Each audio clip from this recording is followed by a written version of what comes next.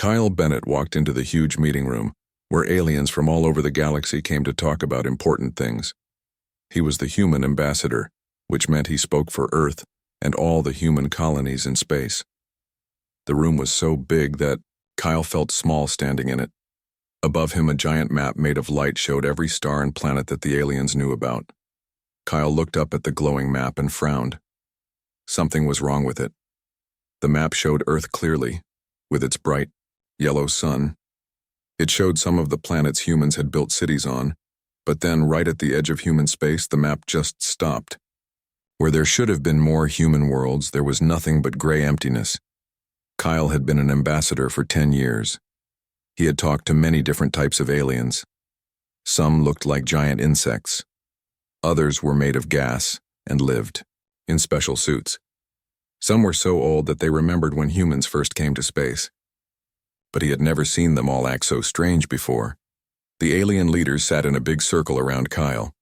There was Counselor HFY, who came from a planet where the air was poisoned to humans. His people looked like walking trees, but with metal skin. Next to him sat the bug-like Kretak, whose forearms never stopped moving. The Polonian ambassador usually talked so much that other aliens would ask him to be quiet, but today he said nothing. At the front of the room sat High Counselor Thaden. She was older than anyone Kyle had ever met. Her people had started the Galactic Council 3,000 years ago, back when humans were still living in caves. Her skin was blue and covered in silver marks that glowed softly in the dark. Kyle cleared his throat and spoke in a loud, clear voice. "Honored friends, I have a question about this map." Every alien in the room suddenly became very still. The bug-like Kretak stopped moving his arms. The gas people in their suits stopped floating around. Even the translator machines that helped everyone understand each other seemed to get quieter. Kyle pointed up at the gray area on the map. "I see that our space seems to be cut off here, but humans have built cities on 12 worlds beyond what your map shows. My government sent me here to ask why these worlds are not on your official maps." The silence in the room was so complete that Kyle could hear his own heartbeat. Several of the smaller alien ambassadors actually got up and left the room. Their footsteps echoed loudly as they hurried away.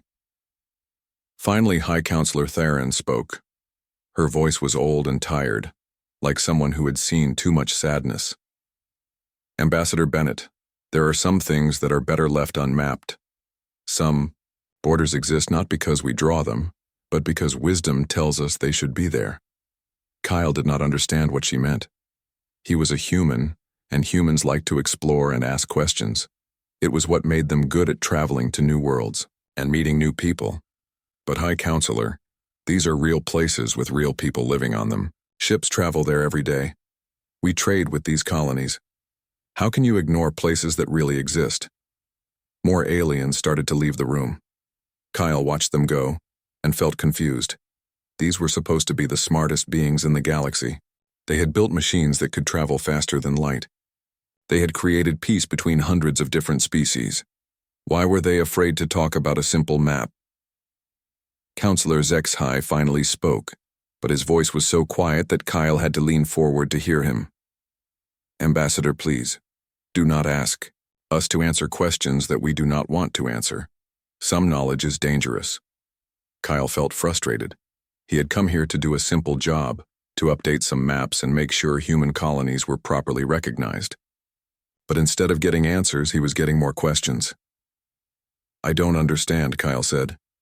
"What's dangerous about updating a map? What's wrong with showing where humans live?" High Counselor Theron stood up slowly. When she moved, every other alien in the room seemed to hold their breath. She walked over to Kyle and looked down at him with eyes that were older than human civilization. "Young Ambassador, your people are still new to the galaxy. You see a map and think it shows everything that exists. But some of us have been traveling the stars for thousands of years. We have learned that some places are better left unmarked. Some borders are better left undrawn." She reached out with one long blue finger and touched the edge of the gray area on the map. When she did, Kyle could have sworn he saw the emptiness seem to move like smoke in the wind. "Your people's space is marked as far as it needs to be." "Marked," she said. "Beyond that, there are things that even we do not fully understand. Things that are better left alone." Kyle wanted to argue. He wanted to demand answers. He wanted to ask why the most advanced civilizations in the galaxy were afraid of empty space on a map. But something in the old alien's eyes stopped him. He had seen that look before, in the eyes of soldiers who had been in terrible wars. It was the look of someone who had seen things that still gave them nightmares. As Kyle left the council building that day, he noticed something else that bothered him. Usually the space around the council station was busy with ships from all over the galaxy. But today, many of those ships seemed to be leaving, and the ones that stayed were moving away from the direction of human space. Kyle sent a message back to Earth that night. He told his bosses about the strange meeting and the incomplete map. He told them about how scared the alien seemed when he asked simple questions. But most of all, he told them that something was very wrong, and that humans needed to find out what it was. Back on Earth, the people who ran the human government read Kyle's message with growing worry. They called meetings with their smartest people and their strongest generals.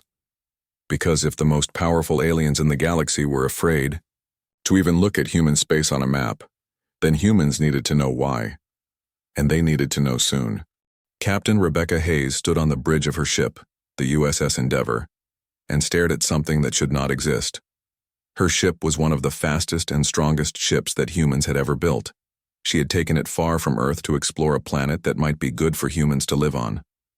But instead of finding a new home, she had found something that made her hands shake. The thing floating in space near the planet was huge beyond anything Rebecca had ever seen. It was round like a ball, but bigger than Earth's moon. Its surface was covered in patterns that seemed to move when she looked at them. The patterns made her eyes hurt and her head feel dizzy. Worse than that, the thing was glowing with a light that made all the computers on her ship work strangely. Rebecca had been a ship captain for 20 years. She had seen many alien worlds and met many strange creatures. But this thing felt different. It felt old and dangerous, like a sleeping monster that might wake up at any moment. "Commander Peters, check the scanners again," Rebecca said to her science officer. "Tell me what you see." Bill Peters was a smart man who understood how alien technology worked. He had studied at the best schools on Earth and had seen things that most humans never would. But when he looked up from his computer, his face was white with fear. "Captain, I have run the scan 6 times. The readings are always the same.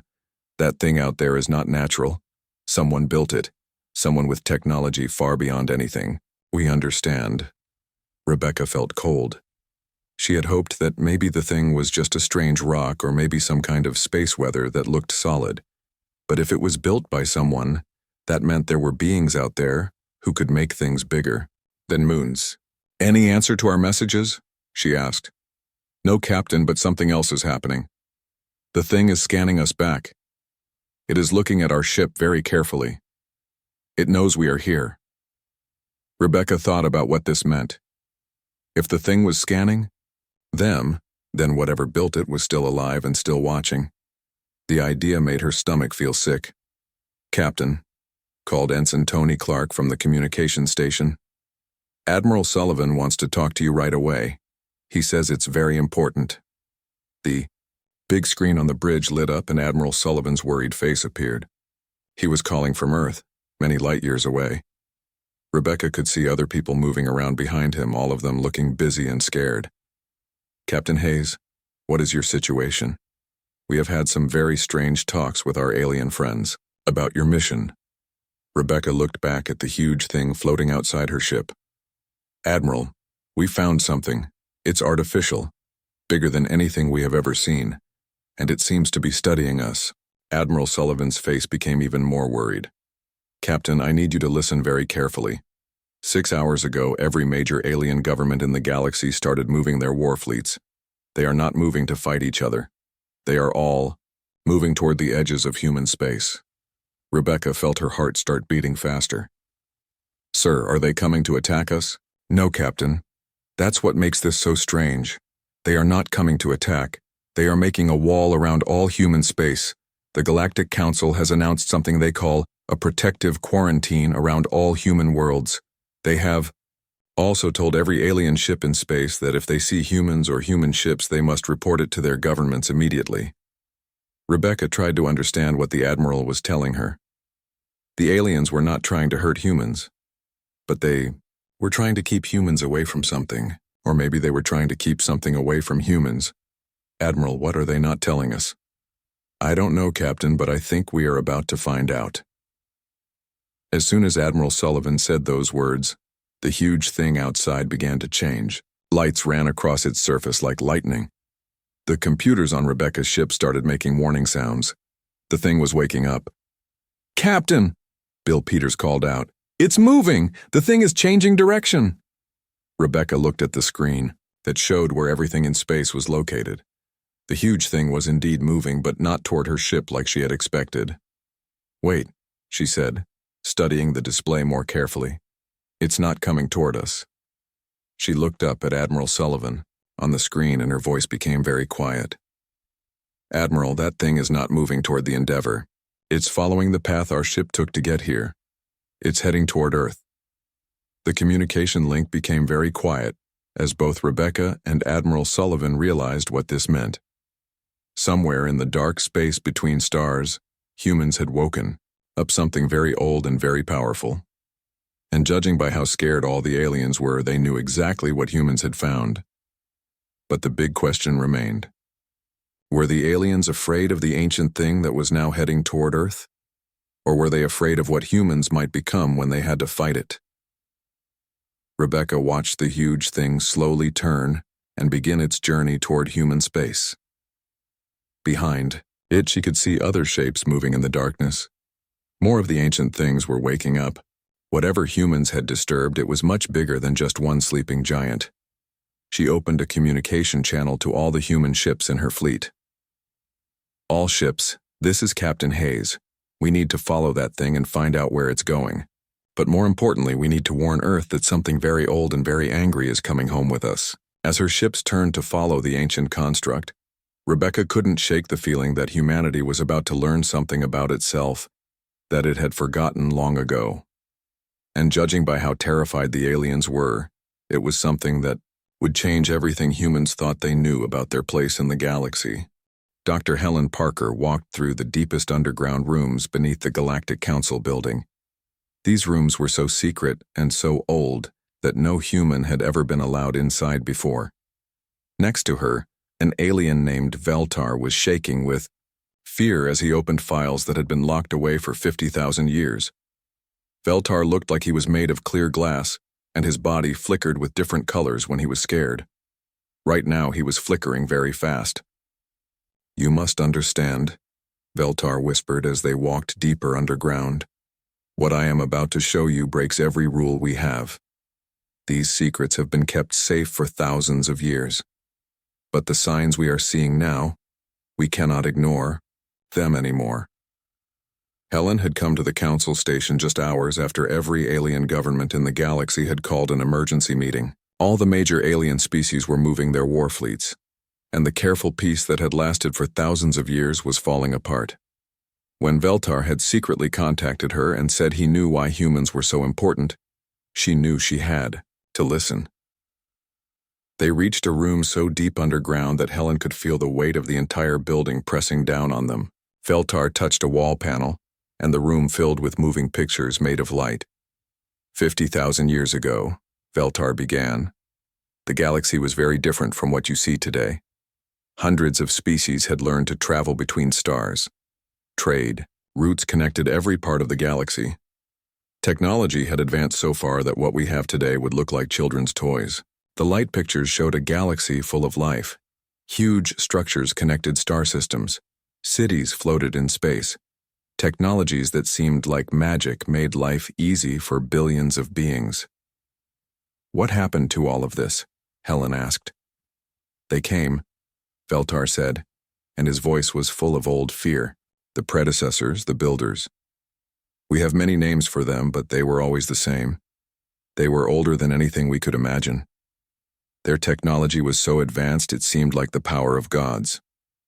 And they thought that all living things were a mistake that needed to be fixed. The pictures changed to show massive things like the one Captain Hayes had found, but there were thousands of them, moving through space like a disease. Everywhere they went, stars went dark and planets became empty. The war lasted 3,000 years, Veltar continued, his colors flickering faster now. Billions died. Entire species were completely destroyed. We were losing slowly but surely, and we knew that soon all life in the galaxy would be gone. So what changed? Helen asked. They appeared, Veltar said. A species from a small star system on the edge of the galaxy. They called their world Sol 3, Earth in their own language. Helen felt like someone had hit her in the stomach. Humans? But that's impossible. 50,000 years ago, humans were still using stone tools and living in caves. Veltar's body shimmered with confusion. That is what your history books say, yes. But the beings we met then were definitely human. They looked exactly like you. They spoke languages that became the basis for your modern languages. And they had technology that could fight the predecessors as equals. The light pictures now showed human ships. They were beautiful and sleek, and they seemed almost alive as they moved through space. These ships fought against the massive predecessor constructs in battles that raged across entire star systems. The humans did not just fight the predecessors, Veltar explained. They understood them in a way no one else could. Somehow they had met this enemy before and had developed weapons and tactics specifically designed to destroy them. Within 200 years, the tide of the war had completely turned. Helen stared at the pictures, trying to understand what this meant. What happened to these ancient humans? They won, Veltar said simply. The predecessors were driven away. Their constructs were destroyed or scattered to the far edges of space. But then something strange happened. The humans who had saved us all simply vanished. One day they were there, leading the final battles and helping us create what would become the Galactic Council. The next day, their ships were empty. Their cities were abandoned. All their technology stopped working. Helen felt dizzy as she tried to process what she was hearing. Are you saying that we modern humans are the children of these ancient warriors? That we forgot our own history? We do not know, Veltar admitted. But before they disappeared, the ancient humans made us promise something. They made us sign an agreement called the Accord. In this agreement, we promised that the Sol system would be left alone forever. Any species that found humans again had to report it immediately to the Council, and under no circumstances were humans ever to be allowed to spread beyond their original territory. But why would they want that? Veltar's body stopped flickering and became very still. When he spoke, his voice was filled with terror. Because they warned us that if humans ever returned to the stars in large numbers, if they ever began to rebuild what they once were, it could only mean one thing. The predecessors had returned as well. Just as he said these words, loud alarms started ringing throughout the building. Red emergency lights flashed on, and Veltar quickly checked the incoming messages on his communication device. Dr. Parker, he said, his voice now filled with complete dread. 17 predecessor constructs have just entered our galaxy through a passage from deep space. They are heading directly for the most important worlds in the galaxy. Helen felt all the pieces of this terrible puzzle falling into place. And the one that Captain Hayes found? A scout. A messenger sent ahead to see what had changed. Veltar looked directly at her, and even though he was an alien, she could see human-like terror in his features. Dr. Parker, according to the ancient accord, when both humans and predecessors return to the galaxy at the same time, it means only one thing. The war that ended 50,000 years ago was never really over. It was just taking a break. Helen realized that humanity was about to face a truth that had been hidden for 50,000 years. They were not just explorers who had accidentally found something dangerous. They were the descendants of an ancient warrior race that had once saved the galaxy. And now, whether they remembered it or not, they were going to have to do it again. General Pete Morrison stood deep underground in a secret military base, looking at screens that showed military movements across half the galaxy. Every major alien fleet was moving toward the edges of human space, while long-distance sensors detected huge constructs moving toward Earth that matched no known technology. The room was full of worried military officers and scientists, all trying to understand what was happening. Maps on the walls showed human colonies across dozens of worlds, but now every one of those worlds was reporting strange things happening to their people. "How long until the first predecessor construct reaches Earth?" General Morrison asked. 18 hours, sir," replied Colonel Amy Davis from her computer station. "The alien fleets are staying at the borders of our space, but they are not attacking. It looks like they are waiting for something to happen." Dr. Helen Parker had returned from the Galactic Council just hours ago. Her report about ancient humans and a 50,000-year-old war was still hard to believe, but the evidence was all around them. Something was waking up inside human DNA, and it was happening to people all across human space.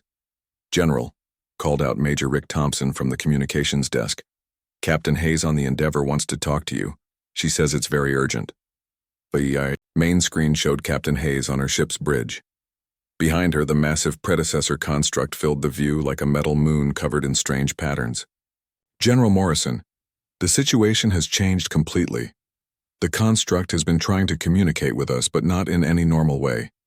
It has been sending signals directly into human brains, especially military personnel."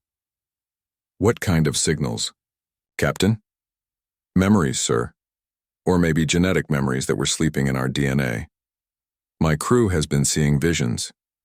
We suddenly know about weapons we have never seen before. We understand star maps of places that should not exist. We know battle, tactics that no human military academy ever taught." Captain Hayes paused and looked directly at the camera. "General, I think some part of us remembers this war from 50,000 years ago." General Morrison felt a chill run down his back.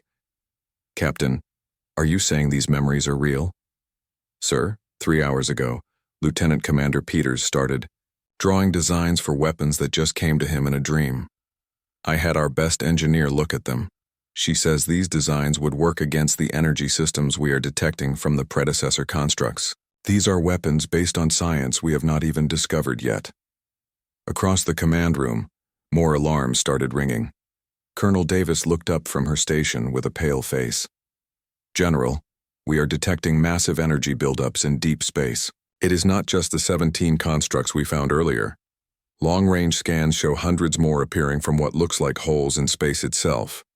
Dr. Parker stepped forward.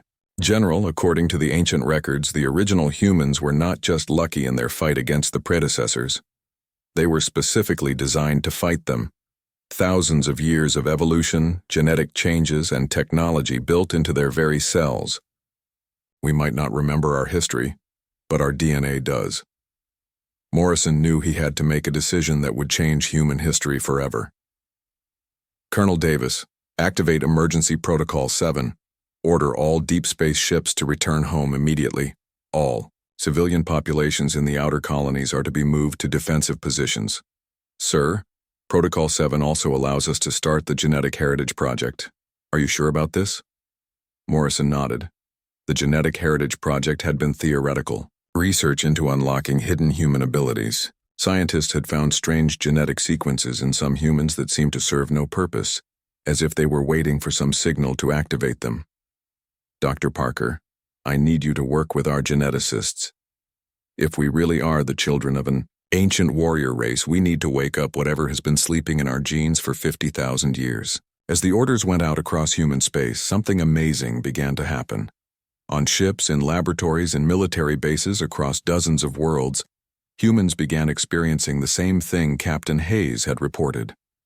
They suddenly knew things they had never learned. They understood technologies that did not exist. They could see tactical solutions to problems they had never faced.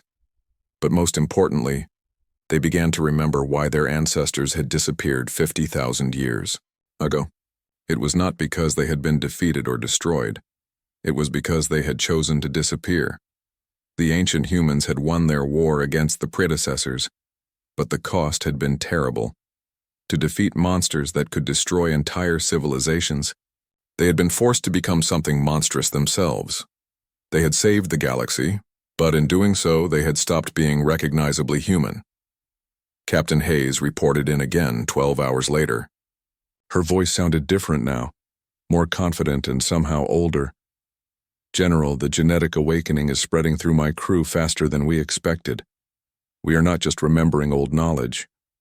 We are becoming something new. Or maybe something very old. What do you mean, Captain?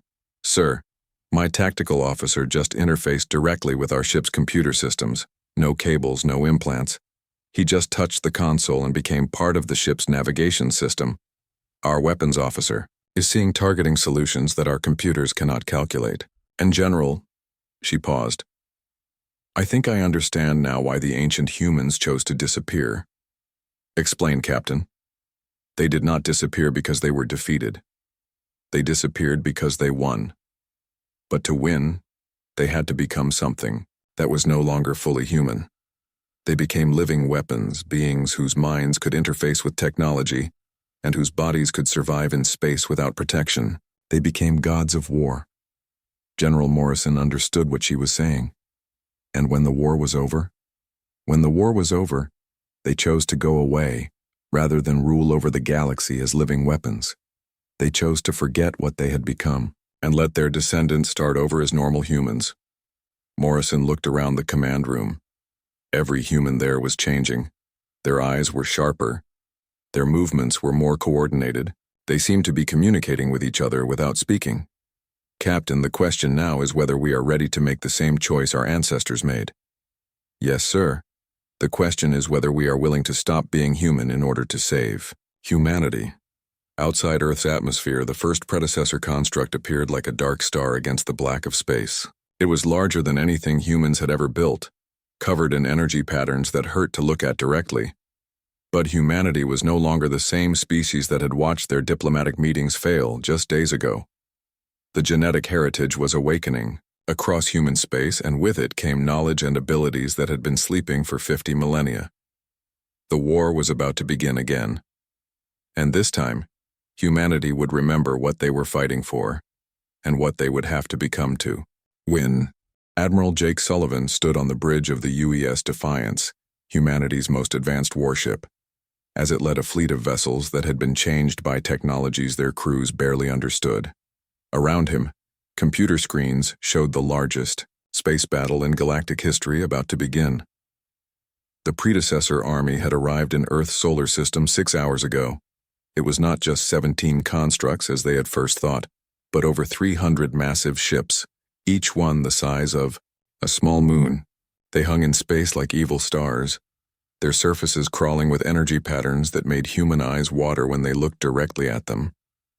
But humanity was no longer the same species that had been confused by alien politics just a week ago. The genetic awakening had spread across human space with impossible speed, as if it had been activated by the closeness of their ancient enemy. Technologies that had been hidden in human DNA for 50,000 years were expressing themselves in ways that broke every law of science. Admiral, reported Commander Lisa Grant from the tactical station, the alien observation fleets are staying at the edge of the solar system. They are not helping us, but they are recording everything that happens. Sullivan nodded.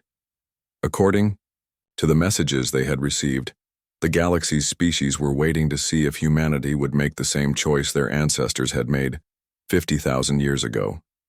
The choice between staying recognizably human and becoming something powerful, enough to defeat gods.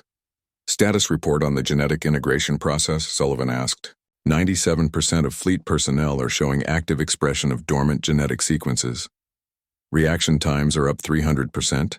Pattern recognition is off the charts and... Grant hesitated. Sir, some of the crew are reporting direct interface capabilities with the ship's systems. No computer implants, no external hardware. It is like they are becoming part of the technology. Dr. Helen Parker, now serving as the fleet's expert on ancient history, looked up from her analysis station. Admiral, I have been studying the predecessor communication attempts. They are not trying to negotiate or demand surrender. They are confused. Based on their transmission patterns, they cannot understand why we are not immediately giving up to what they see as their obvious technological superiority. And why is that important? Because according to the ancient records, the original predecessors were artificial intelligences that had decided organic life was naturally inferior. They could not imagine biological beings matching their capabilities. Our ancestors did not just defeat them through better technology. They broke their basic assumptions about what intelligence could be. On the main display, the predecessor formation began to move. Energy readings went off the scale as the massive constructs pointed themselves toward Earth. All ships, this is Admiral Sullivan, he broadcast across the fleet. 50,000 years ago, our ancestors faced this same choice. They could stay human and watch their galaxy burn, or they could become something else and save everyone. They chose to transform, to give up who they were for who they needed to be. When the war was over, they chose to erase themselves rather than stay as the weapons they had become. He paused, looking around at his bridge crew. Each of them was changing, becoming something more than human, their minds connecting with technologies that responded to thought alone.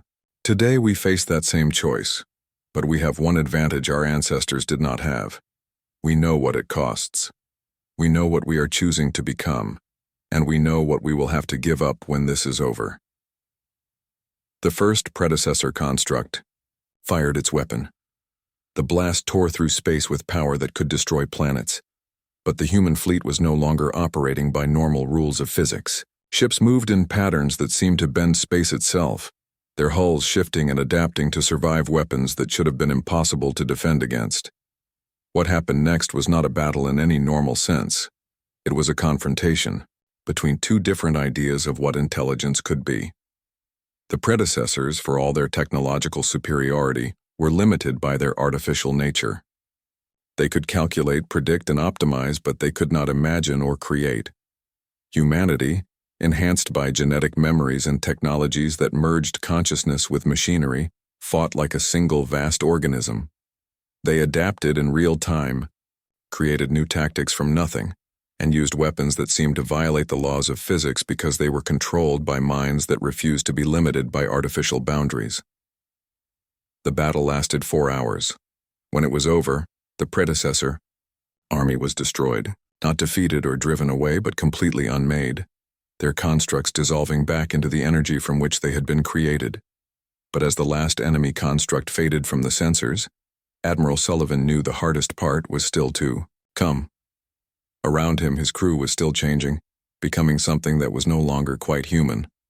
Across human space, similar transformations were happening as the genetic heritage fully expressed itself.